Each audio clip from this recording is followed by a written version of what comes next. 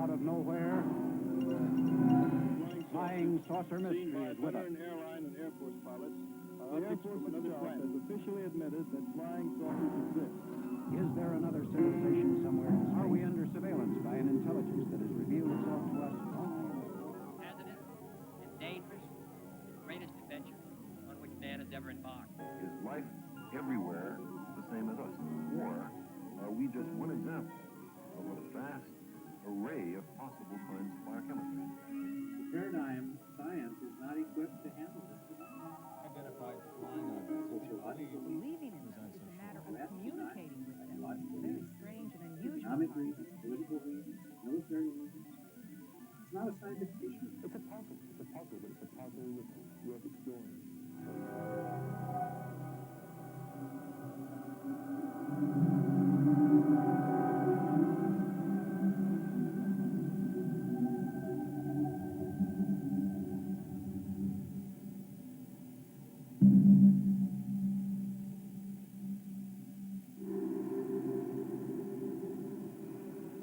Our Earth has been observed by alien civilizations for at least the past 50 years.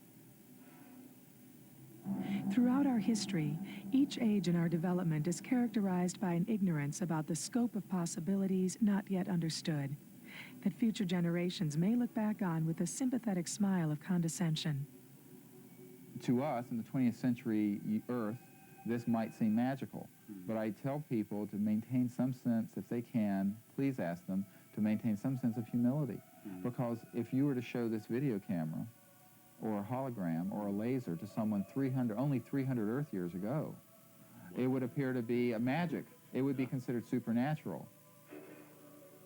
Such is the case with UFOs. To us, they represent intangible illusions between fantasy and reality.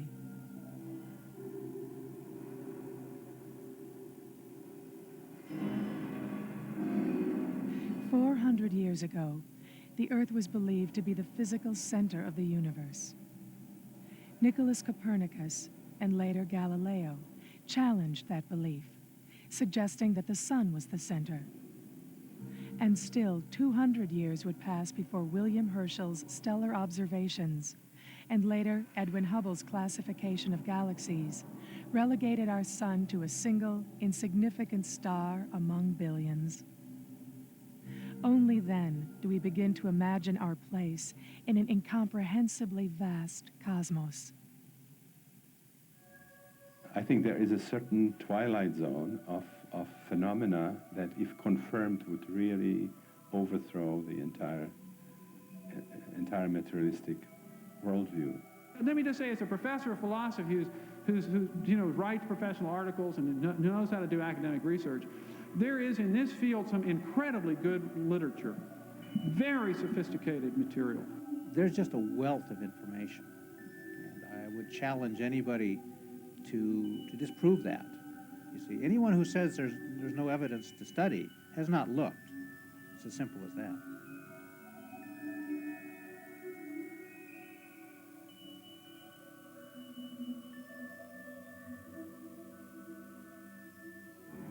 The possibility of a purely psychological explanation is ruled out.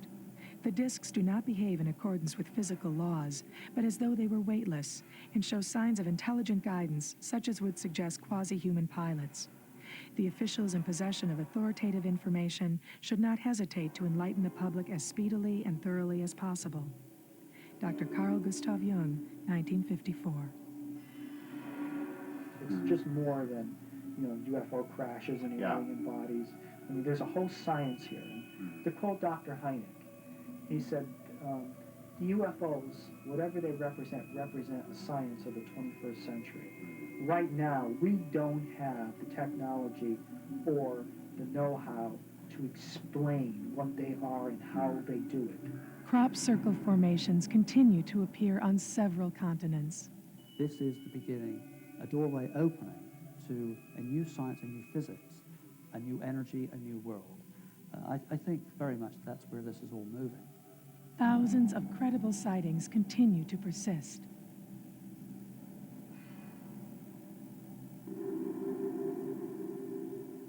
the subject of UFOs is part of the subject matter of some courses that I teach. Oh, good. So it's got academic credibility in the community. Yeah. At least as far as I'm concerned, the evidence is really overwhelming that extraterrestrials are here. It's hard, after you see 5 weeks of that material, it's really hard not to have that opinion, I think.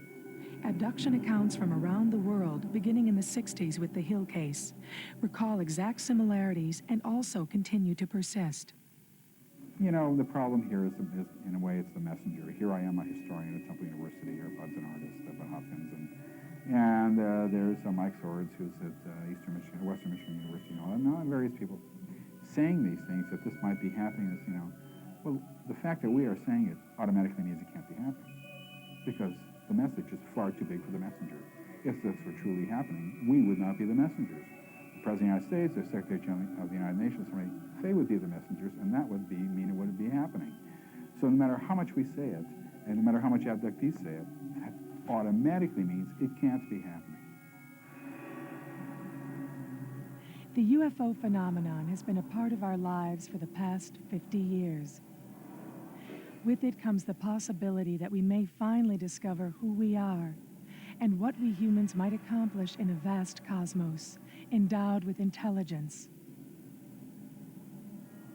What I always state about this phenomenon is that taken together, the collection of all of the photographs, the videotapes, the accounts that I've been mentioning, the ground traces, the physical marks on people's bodies, the descriptions of the events in the craft, and et cetera, the sightings, all of that constitutes an extraordinary phenomenon. And I think it is indisputable that an extraordinary phenomenon demands an extraordinary investigation. To continue to dismiss the UFO phenomenon may very well be ignoring the most profound occurrences of our times. In our struggle to achieve technological dominance of the physical world, we have endangered not only ourselves, but countless other living forms. And in the process, we seem to have lost a profound sense of our place in the cosmos. The paradigm of science is not equipped to handle this phenomenon. Sociological reasons, threat, denial, psychological reasons, economic reasons, political reasons, military reasons. It's not a scientific issue. So there's a lot that scientific method, as we know, can do to study this phenomenon. But what it cannot do is try to explain the meaning of it or the purpose of it. This must be left to another type of reflection. For the last few years, it's been thinking a lot more about what's happening on this planet and seeing that the evolution of human consciousness has reached a crisis point, which goes along with the time when we have the potential to step out and start exploring the stars. That's the challenge where we're really facing at the moment. We've become masters of the material world, and technology is really, technology is tools, and we've got the most incredible tools now to do almost anything we want in the material world, including stepping off this planet into space. But I think what we've got to become is equal masters of our minds, and that's the next frontier, is inner space. We've got to stop being victims of our fears and all the stuff that's inside us. We've got to actually become masters of ourselves, move beyond this egocentric phase, so that we can then become the true masters of our technology and use that with wisdom for the good of ourselves, the good of the planet, the good of the cosmos.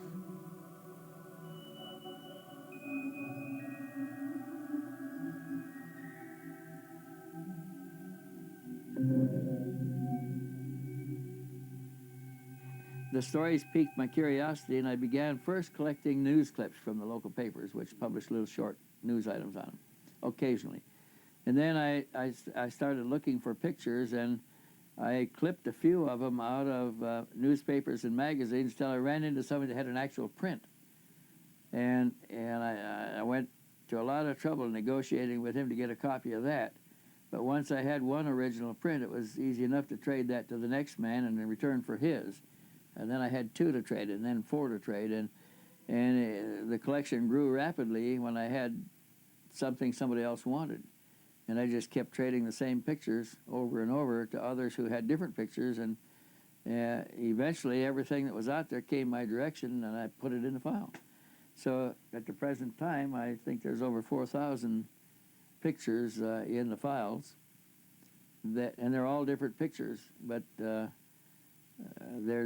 it's purged, pretty well purged. I don't have any in there that I know are fakes or have strong reason to believe are fakes. Colonel Stevens began his career in the Air Force as a young fighter pilot during World War II in the Pacific. An expert in the field of aircraft technology, after the war he was stationed with the Foreign Technology Division of the Air Technical Intelligence Center at Wright Field. During his 24-year career, Colonel Stevens played a role in the negotiations which led to the Japanese surrender and served as a consultant to the Bolivian Air Force in its structural formation. Retired from service in 1963, Wendelle Stevens has since earned an international reputation as one of the world's foremost UFO investigators, having published well over 20 books on the subject. His interest in the phenomenon was established in 1947 when he was transferred to Alaska and placed in charge of B-29 crews flying missions over the Arctic. When I got to Alaska, I found that my additional duty, I was assigned there as an assistant base operations officer, completely out of my specialty. My specialty was technical engineering. As an assistant base operations officer, and my additional duty was supervising a team of civilian technicians from Wright Field, where I had just come out of, that were installing special equipment aboard the B-29s that were flying their target profiles are over all the B-29 crews had their targets in Russia, and they carried them home with them. They had them with them all the time so they could get on an airplane in 5 minutes and have the targets with them. They were required to fly a profile mission on their targets over the Arctic in Arctic airspace and their Arctic conditions at least once, and every crew was rotated through Alaska to do this. My team was installing special equipment to look for anomalous aerial phenomena, is what the Russians were calling it. We were calling them flying saucers. We were looking for surges in the electrical system. We installed surge detectors in every system on a B-29. There's 5 or 6 different electrical systems. We installed magnetic detectors in the lines. We installed cameras in positions that didn't have, all the gun positions on the B-29 already had 60-millimeter cameras in them. But we installed other cameras that looked forward and looked aft. We had handheld cameras. We had even 35-millimeter movie cameras and a big 70-millimeter movie camera that could be used. And they also had a Fairchild 8x10 camera that was a big thing like this. It took a picture on an 8-inch by 10-inch negative. So all of that stuff was carried aboard the airplane, and after the operation people briefed the crews, then after the weather people briefed the crews, then the Coast and Geodetic Survey people briefed the crews, then I had to brief the crews on the equipment that my team had put aboard and how to use it and what it was for. And if they got anything when they came back, they were debriefed in the same order, and if they had experienced anything, they'd be turned over to me last, and they'd tell me what they experienced one by one. And while they were doing that, my crews would be downloading the cartridges, cassettes, and film cans, and all of those things we had. And if they had had an experience of any kind that was unique and important, the data would all be boxed in a metal box looked like a little footlocker, about that long and about that wide and about that high. And that was padlocked on a lieutenant's wrist and flown out to Washington every night on a courier. And he had to go to a certain office that had a key to take it off to unlock him and turn him loose. And they kept the box and sent it back on the next courier flight. We had several of those, and this was how the data was transmitted to Washington. We never had no way to read it. We couldn't develop that. We could, but they weren't allowed to develop the film, to read the tapes, to look at the movie camera film, nothing. So you were hearing stories? Well, we'd hear the stories that resulted from the action that was on the film, but we never got to see any of it. So there were some real interesting stories about seeing objects sitting on the water, submerge and disappear as the B-29 came along. Other times they'd take off and fly away. Some once was seen to come to the surface and emerge and fly away.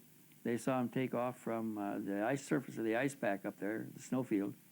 And these are big objects, 100 feet in diameter, that have no ground support equipment. You know, to get a B-29 airborne in the Arctic in the wintertime, it takes a field of equipment around the B-29 as big as the B-29. Well, here were bigger craft sitting on the snow up there with no ground support equipment that take off and fly away at high speed. And that puzzled our senior leaders a good deal, because they wanted to believe that it was a Russian innovation that had come out of the war, that they didn't want to accept the idea that it might be extraterrestrial. In fact, I was almost alone in that idea. Most of the time, I tell my boss that I thought they were extraterrestrial beings, and he'd laugh and he'd say, they can't come here from there and go back. Why would they come? Because cosmic distances are too vast. You know, if it's going to take you 50 years to get someplace and 50 years to get home, who's going?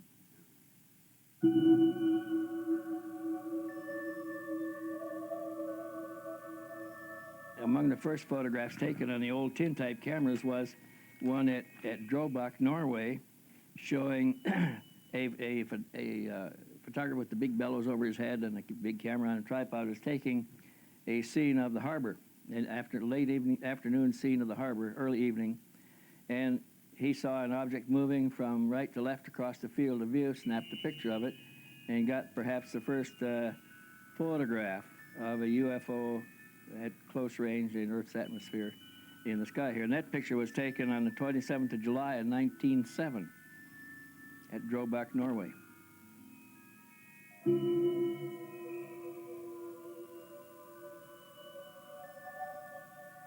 The next picture of importance, and probably the second or third picture of UFOs taken, was photographed by Mr. Alfredo Fandricas, a weekly news magazine reporter for a paper in Portugal.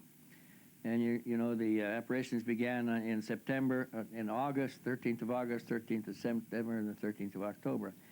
In the first apparition, the children saw the sun swooping overhead, and an apparition appeared, and to 3 shepherd children, they reported that to their priest. The priest went with them the next time. The apparition happened, only the 4 people saw it. They got the word that it was going to happen a third time on the 13th of October. Now, all this is predicted in advance. And by the time of the third anticipated apparition on the 13th of October, there were 12,000 people gathered in the fields there. When the object appeared, it was brilliant, came through saw a spot, it emerged through the underside of the clouds. It was rotating on a vertical axis, began to swoop over the heads of the crowd like this, making low passes back and forth over the crowd. Alfredo Fandricas got 2 pictures with his camera of the object in the sky. We have one of them here. It shows up as a brilliant ball of light below the clouds. It's a tin type, so it's not the sharpest picture of all.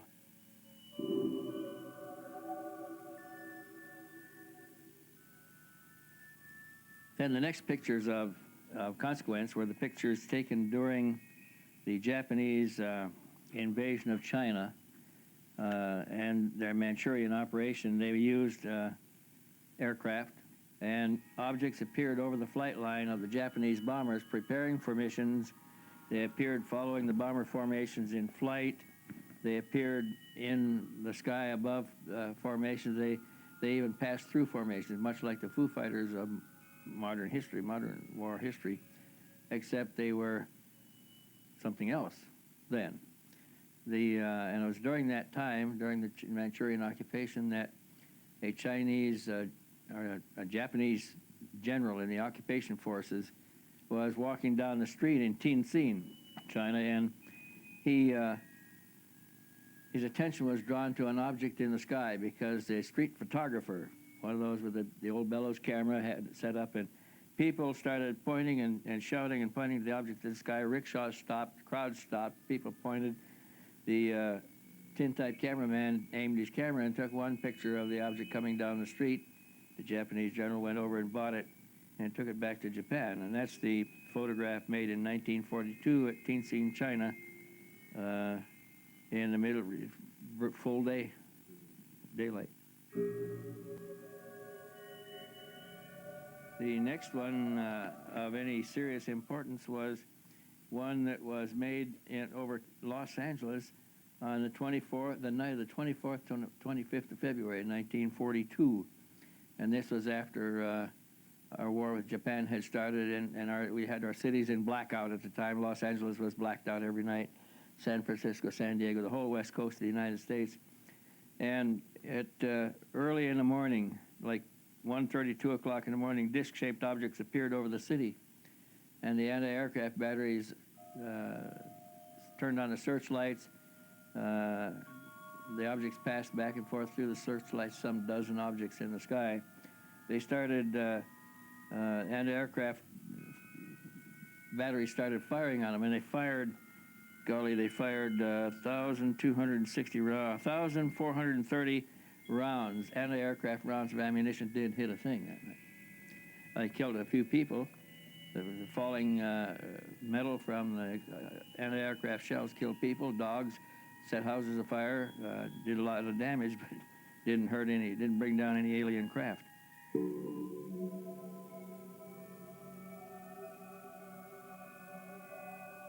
The next one of serious importance, again, was before, well, it was after Kenneth Arnold described flying saucers here. That was in 1949.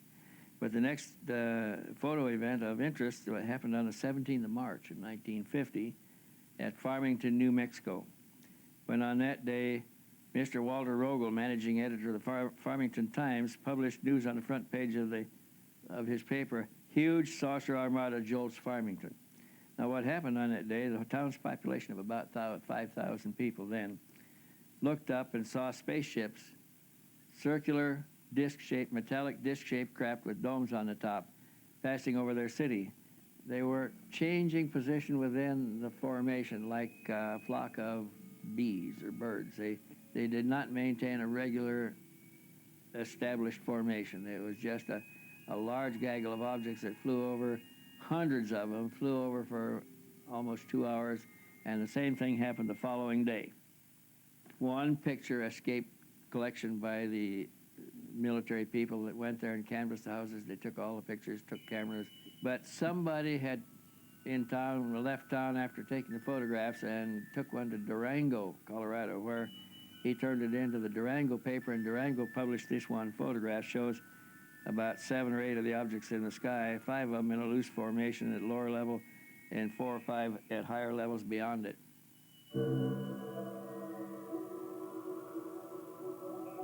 A bird watcher walking in the woods on the 23rd of April, 1950, was crashing through the underbrush, and he emerged into a clear area not far from Redbud, Illinois, facing the southwest. He came into a clearing from the south side, and as he stepped into the open area, he saw a large object hovering just over the scrub bushes there. Now, this was about 30 or 40 feet in diameter, and it was less than 100 feet high. It was below the tops of the trees. And as he stepped into the clearing there, it started to move, slowly at first, and then faster and faster. He had time to open his reflex camera. We look in the top, and they're hard to sight in because the scene moves the opposite direction once you move the camera. And he got it open and got one picture, and by the time he could roll the film and get set up again, it had moved so far away, he was afraid he wouldn't get it. He snapped the picture. He got a little dark spot in the sky, but it was not very definitive. It was just a dark smudge leaving. The first picture was a good, sharp, clear picture. And he turned it over to the local newspaper, and it was published on the paper. And a few days later, he was contacted by a newsboy who was throwing papers that time of day down the road in a rural area. And the newsboy said that he saw the object coming from the direction of the woods, heading down the highway at about 4 times, 5 times the speed of an airplane. And he looked up at it and saw it, and down the road a little ways, he came on a man and his wife working on the roof repairing it, and he said, "Did you see the thing that just went over?" And they said yes, they had watched it also. So there were other observers that corroborated Dean Morgan's story, and they came out in news reports the following day. So that was an interesting sighting because it represented a type seen rather close up and photographed within 100, 150 feet, 200 feet of the camera.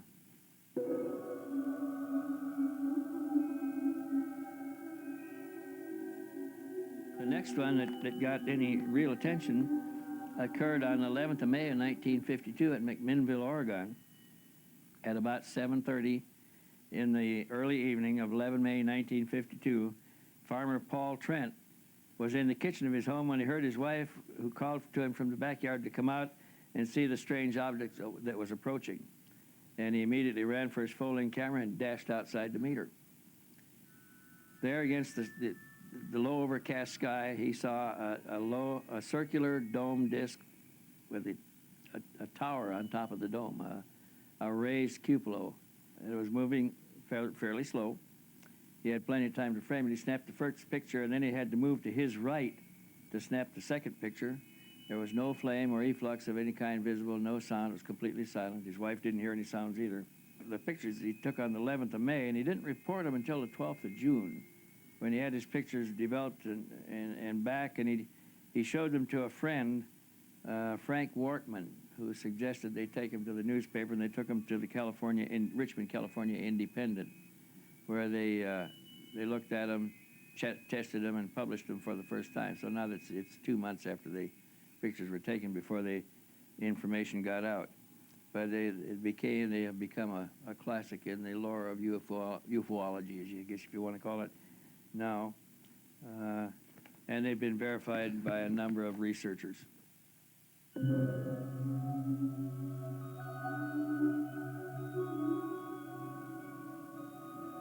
My hypothesis is that these people who are driving these UFOs, or at least the people who designed them, have a technology that's more advanced than ours. I mean, I think that's obvious, that they're more advanced than our technology. Their technology is so advanced that they have figured out a way to artificially warp space-time the way a black hole does, only without all the gravitational effects that rip things apart into their constituent atoms. So that they can actually manipulate. They have some sort of a generator in here so that they can actually produce this field around their craft like a little bubble, a little private universe that they carry around with them, so that they can actually step out of normal space-time into their own private universe and then step back into it at other coordinates. So if that's possible, then they can not only come from all these distant places, but they can also come from parallel universes that coexist with ours and we're not able to see because they're on a different vibrational level or whatever. They can even come, probably, from our own past or our own future. Because as the quantum physicists are telling us now, the past, present, and future are not separate. Our idea of the stream of time is only an artifact of our consciousness. It is our consciousness that's traveling. It isn't that things are happening cause and effect in a linear fashion. It is our consciousness that's doing that. So the past and future actually exist simultaneously with us, and if you're able to warp space-time, you can travel to and from them. Time is not linear. In fact, it doesn't exist. It's just a concept that we use to describe aspects of space-time, and it's an artifact of our consciousness. So this warping of space-time, I think, can explain a great many things about the UFOs.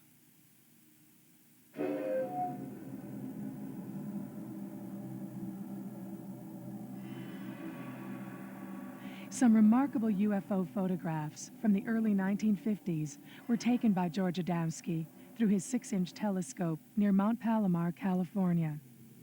In many respects, Mr. Adamski can be considered a pioneer in this field, also claiming to have been in contact with the occupants of the craft. I consider myself extremely fortunate because really, from a very young age, I had the opportunity to be in an environment where this type of information, this field of UFOs, was really in an amazing time. I mean, the news was covering it as much as they possibly could. Scientists were exploring. We were coming in the space program. So space was on everyone's mind.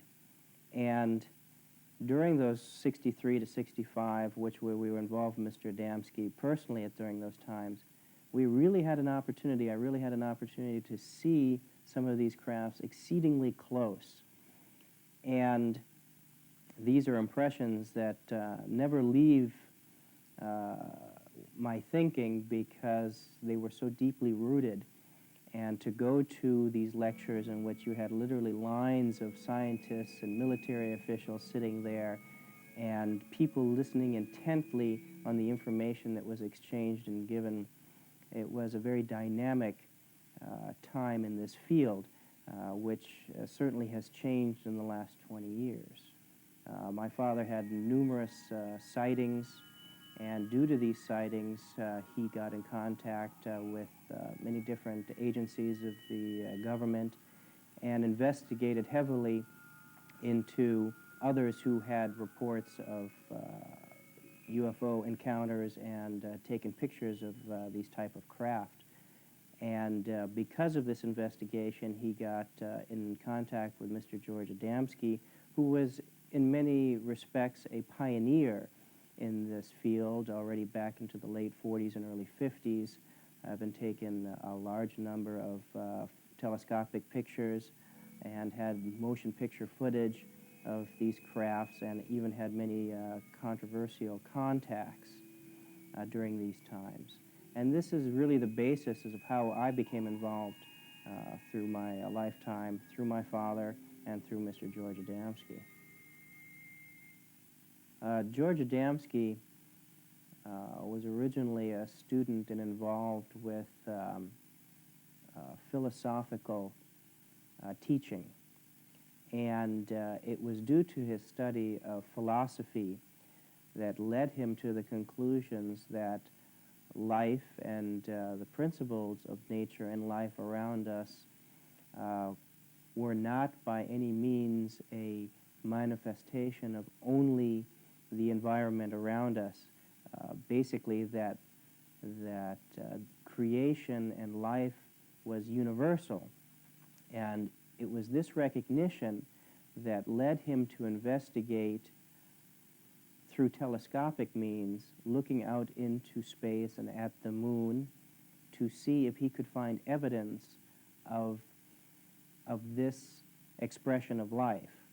And he was able to, through lunar photography, take some of the very first pictures of spacecraft orbiting the moon and traveling in the Earth's atmosphere already in the late 1940s. Historically, the first analysis, I would say, began with Leonard Cramp, who did orthographic projections on the Adamski pictures. He did comparison analysis on the Adamski scout craft with the Coniston pictures taken by two young teenagers in England several years after he took his photographs, and then also with a Brazilian shot that was taken in late 1954. And based on this orthographic analysis, Dr. Cramp came up with the dimensions and the exact sign and signature of these type of craft, finding them by that technology in the 50s to be authentic. Since that time, Adamski's pictures have gone through biometric radiation tests. MGM Studios did an analysis on the film. They've gone through each decade of technology's analysis, and they have been always found to be authentic and to be some of the best pictures ever taken. And I think one of their strong points was that they are taken 40 years ago, long before the computer technology that we have today, which certainly can composite any type of picture that we wish to.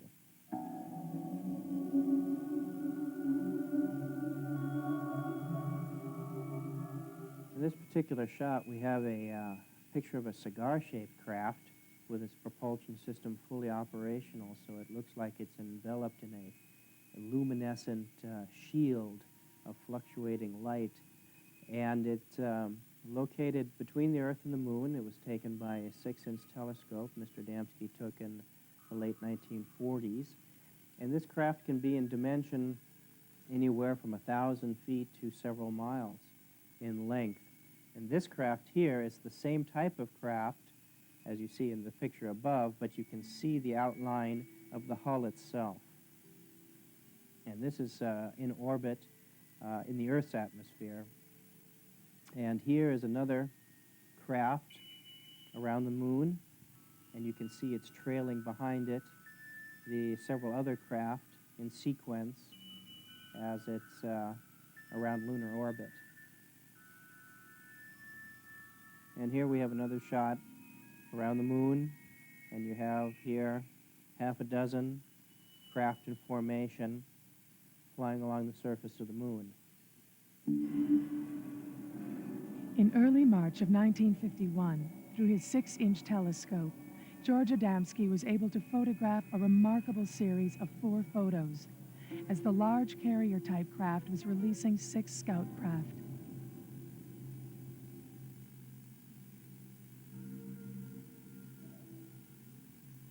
And basically this craft is what we would call a miniature city. It is in an environment that is enclosed to itself, and these bell-shaped craft, like our aircraft on an aircraft carrier, are housed in this cigar-shaped craft, and so this is used for distance travel through long distances of space. The bright glowing effect of the craft is a result of natural particles in space coming into contact with the resonant field generated by the craft. This effect can also bend the light waves entirely around the craft, causing it to disappear from view.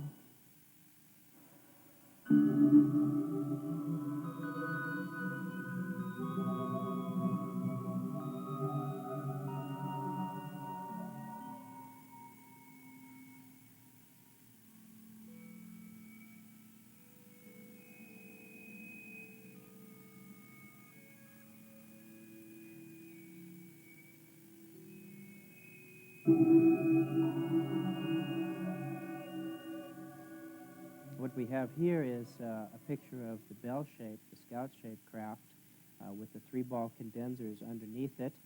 The condensers are a means in which the polarity, the electromagnetic polarity, can be shifted direction, and it's set up triangularly, so by shifting polarity from this angle to this angle, the craft maneuvers in a 3-dimensional field. And around the outside of the cabin area, there are 3 sets of 4 portholes, or 12, and that is common to all the scout crafts that have been photographed anywhere in the world, whether they're Adamski photographs or not. The scout craft never touches the surface of the planet.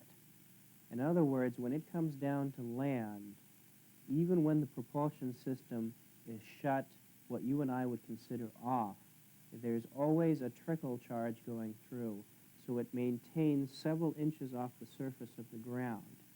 So the 3 balls that you see underneath the saucer portion of it have nothing to do with landing pod, because the craft never rests on the ground. These are part of the propulsion system that help to direct the magnetic field and the magnetic flux underneath the craft. These craft operate on what we would call a pro-gravity field. They do not believe in fighting the principles and the forces of nature, because they're far too strong. What they do is they believe in blending harmoniously in with those forces. And it's very much like you can jump against a ocean current and swim and expand a lot of energy, or you can turn around and let it carry you where it's going. And they follow the currents of electromagnetic energy through space from planet for planet. And this is how they operate. Although George Adamski may be better known for his pictures of extraterrestrial spacecraft, he was far more concerned with letting people know that it wasn't just the existence of these craft that was important, but actually who was behind it and the reasons why these people come to visit us. And I think that is to a great extent lacking today. We hear so many stories of all types of interaction and contacts that are of a fearful or harmful or aggressive nature. And this is exactly contrary to what George Adamski spoke about and what his life work was really concerned with doing, and that was to educate people into the purpose behind these contacts and the reasons that they came to talk to us and the benefits that we as a civilization can derive from interactions with these extraterrestrials.